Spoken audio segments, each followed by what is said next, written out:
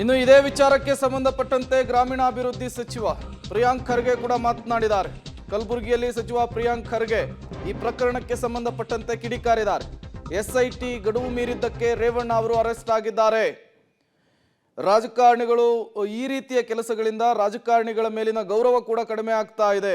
ಇದು ಎಲ್ಲರೂ ಕೂಡ ತಲೆ ತಗ್ಗಿಸುವ ನಾಚಿಕೆಗೇಡಿನ ಸಂಗತಿ. ಕಲಬುರಗಿಯಲ್ಲಿ ಸಚಿವ ಪ್ರಿಯಾಂಕ್ ಖರ್ಗೆ ಕಿಡಿಕಾರಿರುವಂತಹದ್ದು ರೇವಣ್ಣ ಬಂಧನದ ವಿಚಾರಕ್ಕೆ ಸಂಬಂಧಪಟ್ಟಂತೆ ಮಾತನಾಡಿದ್ದು ಹೀಗೆ. ಯಾರು ಹೇಳ್ತಾರೆ? ಸ್ವಾಮಿ ಅವ್ರು ಏನಾದರೂ ಹೇಳ್ಬೇಕು. ಈಗ ಎಸ್ ಐ ಟಿ ರಚನೆ ಮಾಡೋದು ರಾಜಕೀಯನ? ಮತ್ತಿನ್ಯಾರಿಗೆ ಕೊಡಬೇಕು? NGOಗಳಿಗೆ ಕೊಡಬೇಕಾ ಇನ್ವೆಸ್ಟಿಗೇಷನ್ಗೆ? It's a criminal offence.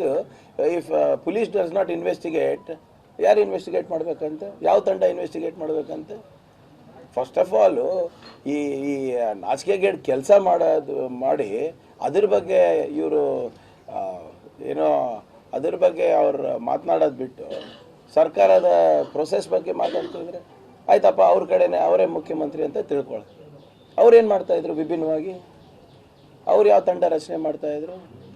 ಚೌಕಟ್ಟಿನಲ್ಲೇ ಕೆಲಸ ಮಾಡಬೇಕಲ್ಲ. ಆ ಚೌಕಟ್ಟಿನಲ್ಲೇ ನಾವು ಕೆಲಸ ಮಾಡ್ತಾಯಿದ್ವಿ. ಕ್ವಶನ್ ಏನಂದರೆ, ತನಿಖೆ ವೈಖರಿ ತನಿಖೆಗಿಂತ ಪ್ರಚಾರ ಜಾಸ್ತಿ ಪಡ್ಕೊಳ್ತಾ ಇದೆ, ಚುನಾವಣೆ ಲಾಭಕ್ಕೋಸ್ಕರ ಮಾಡ್ತಾ ಇದ್ದಾರೆ ಅನ್ನೋದು ಅವ್ರದ್ದು ಆರೋಪ. ನೋಡಿ, ಇದು ಚುನಾವಣೆಗಿಂತ ಮುಂಚೆನೇ ಎಲ್ಲ ಕಡೆ ವೈರಲ್ ಆಗಿದ್ದಲ್ಲ. ಏನು ವೈರಲ್ ಮಾಡಿದ್ದು ನಾವು? ಹೌದಪ್ಪ, ಏನೋ ರಹಸ್ಯ ಕಾರ್ಯಾಚರಣೆ ಇತ್ತು. ರಹಸ್ಯ ಕಾರ್ಯಾಚರಣೆದ ಏನು ಉಸ್ತುವಾರಿ ಕಾಂಗ್ರೆಸ್ ಪಕ್ಷದವರಿದ್ದರು ಅಂದರೆ ನೀವು ಹೇಳ್ಬೋದು ರಾಜಕೀಯ ಮಾಡ್ತಾಯಿದ್ದಾರೆ. ಅರೆ, ಕೃತ್ಯ ಮಾಡಿದ್ದು ನಿಮ್ಮ ಮನೆಯಲ್ಲಿ, ನಿಮ್ಮ ಕಚೇರಿಗಳಲ್ಲಿ ರೆಕಾರ್ಡಿಂಗ್ ಮಾಡಿದ್ದು ನೀವು.